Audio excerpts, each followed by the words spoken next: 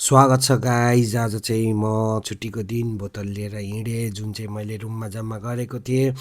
आज चाहिँ म यो मेरो बोतलहरू बेचेर कति पैसा आउँछ भनेर हेर्छु र त्यसपछि मसँग आज अर्को टास्क पनि छ। त्यो टास्क भनेको चाहिँ मेरो बस कार्ड पनि रिचार्ज गर्नुपर्ने छ।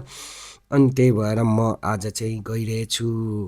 यहाँनिर चाहिँ बाटोबाट चाहिँ अलिकति मात्रै टाढा छ। अनि यहाँनिर चाहिँ अब प्राय भिड भइरहेको छ र आज त्यति भिड थिएन। एकजना थियो र उसको पालो सिधिसकेपछि मेरो पालो आयो र म बिस्तारै यहाँ आएँ र एक एक गरेर मैले मेरो सबै झोलाको बोतलहरू यो मेसिनमा खाली गरेँ। यो रिसाइकल मेसिन हो।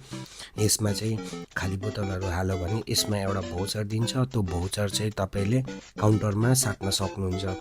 अनि यसै गरी मैले पालैपिलो सबै बोतलहरूलाई एक एक गरेर यो एक्सचेन्ज मेसिनमा हालिसकेपछि यहाँनिर मेरो चाहिँ अलि लास्ट भयो। मैले आफ्नो झोला पट्याएँ, त्यसपछि भौचर लिएँ। भौचरमा जम्मा 14 लिएको थियो। अनि काउन्टरको लेडिजले मलाई एक ल्याउ छ भनेर सोध्यो र मैले भने छ मसँग भनेर मैले त्यो प्लास्टिक आफ्नो ब्यागमा हालेर मेरो पर्स झिकेर मैले एक रोन दिएँ। जम्मा 14 भएको थियो र उसले मलाई 15 रिटर्न दियो। त्यसपछि म 15 रुपियाँ लिएर चाहिँ त्यो बचेको प्लास्टिकलाई यहाँ डस्टबिनमा हालिसकेर अनि म चाहिँ आफ्नो ब्याग प्याक गरेर मैले मेरो 15 रोन यही हो भनेर झिकेर अनि पर्समा हालेँ। त्यसपछि मलाई अब अर्को टास्कतिर जानुपर्ने छ। यसै गरी म चाहिँ फेरि यहाँनिर त्यो यो घुम्तीमा चाहिँ काउन्टर छ र बस कार्ड रिचार्ज गर्नको लागि म आएँ। अनि मैले बस कार्ड दिएँ। बस कार्ड दिइसकेपछि चाहिँ मैले पेमेन्ट चाहिँ म ब्याङ्क कार्डबाट गर्छु भनेर भन्दाखेरि चाहिँ ब्याङ्क कार्डबाट हुँदैन, सरी क्यास चाहिन्छ भनेपछि यसो हेरेँ, यहाँ नजिकमा एउटा एटिएम मेसिन रहेछ। त्यहाँ गएर मैले आफ्नो एटिएमबाट 100 रोन झिकेँ।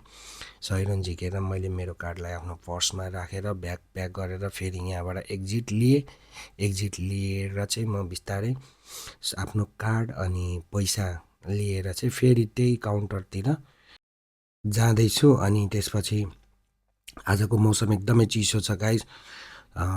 शीत अलिअलि परिरहेको छ।